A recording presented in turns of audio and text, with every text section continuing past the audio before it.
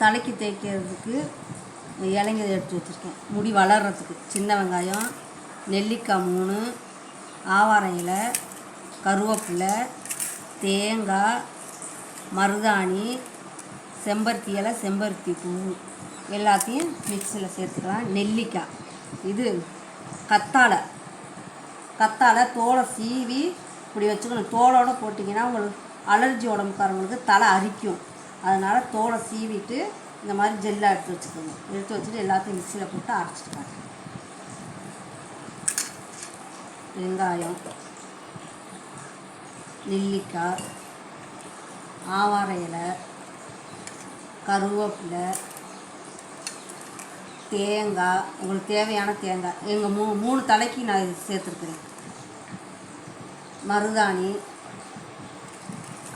இது செம்பருத்தி